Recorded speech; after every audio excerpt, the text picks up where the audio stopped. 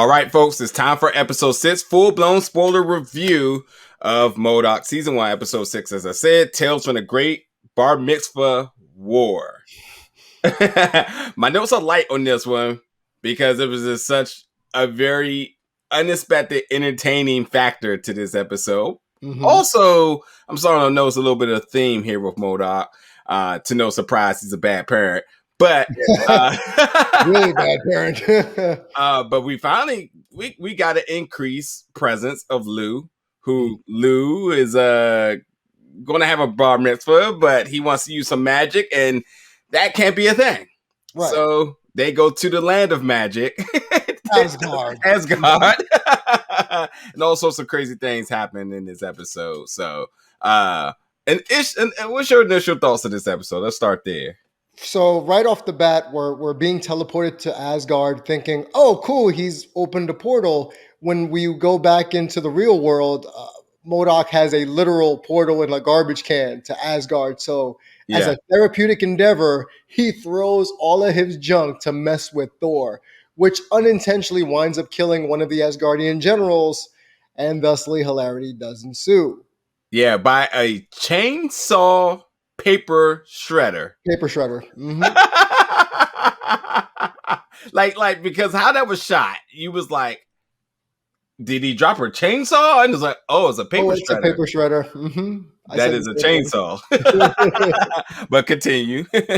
so basically, okay, M.O.D.O.K's been demoted to mailroom guy, as evidenced by the last episode. And no disrespect to mailroom guys, because that's how I started my professional career. Yeah. But dang, you got to go really far down the totem pole to go from the primary in command, the mail guy. Yeah. Shout out to continuity from the previous episode. They had Dillman, who was on the call, be shouted out as having inappropriate pictures on his work computer. So he now is arrested and fired. So I thought that was like they did last episode with the henchman, kind of like binding the two episodes together in one way, shape, or form. So what winds up happening is this whole thing with Lou and Doves, and, because M.O.D.O.K has to solve a parental problem, talk his son out of using magic at a bar mitzvah. So thusly, to your point, my man Lou's in Asgard, going into the teleportation garbage can, and thusly gets kidnapped by the kobolds, who take him in as their unofficial leader, mascot, magician, something. So there's a lot here. There is a whole lot here. You have Asgardians against kobolds. Yeah. As the title indicates, there is a war, but we'll get to that. This whole thing, this whole show, is basically M.O.D.O.K balancing dad, husband, evil scientist. Yes. You know, and the struggle to do that, because there's a real world element to this show. And we've talked about it in multiple reviews.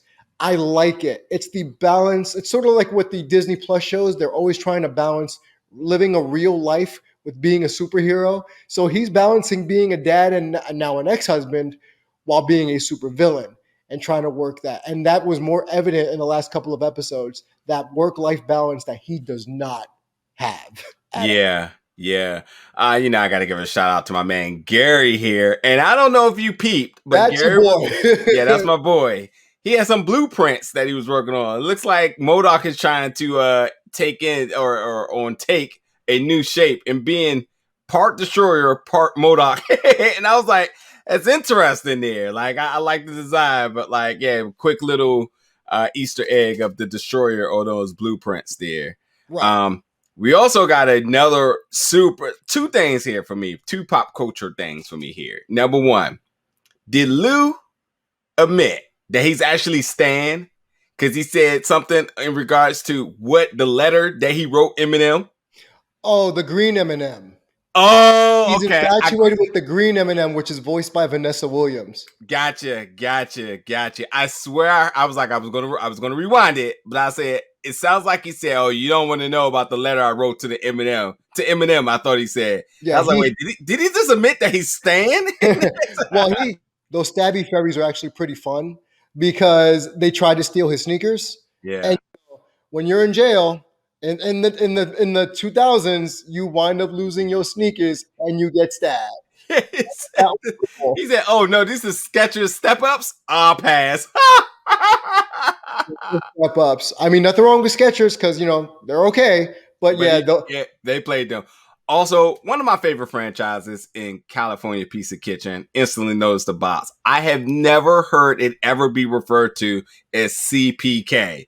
So I was like, all right, well, something learned new today. But as a native New Yorker, I'm not allowed to eat California Pizza Kitchen. You know sure, that. sure. I wasn't even going to even give you time to even give a rebuttal there. Okay.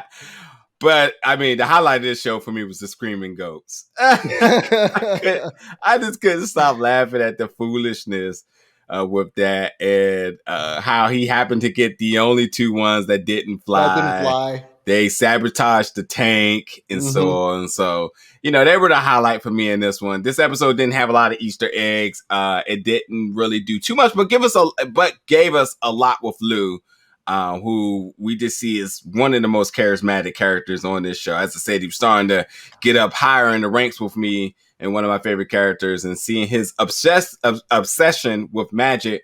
But also we find out that he's actually not really happy inside, which is a really interesting factor that they're getting ready to dive into. And we're going to have to kind of see how that all plays out. And then M.O.D.O.K was, I guess he felt some form of self-guilt because it's like, well, that's my fault, but also it's been your fault the entire time with everybody else that you're just completely ignoring all the signs around you. And you got Lou, who just wants to have fun, do magic, and always have some type of rebuttal to everything somebody says. Melly just wants to just feel important, feel seen, much like her mother, who also just wants to see M.O.D.O.K step up in a household as a dad, and obviously treat her better with more importance. So like it's small little gestures that they all want, and M.O.D.O.K is so driven on getting back into his elitism of being a good villain that he's just overlooking everything else, and he's finding friends in the wrong places.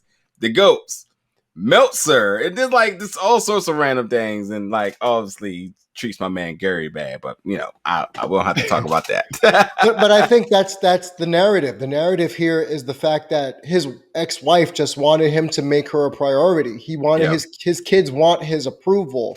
This is typical neglectful dad, sitcom dad thing where it's like, Dad, I just wanted you to love me kind of thing.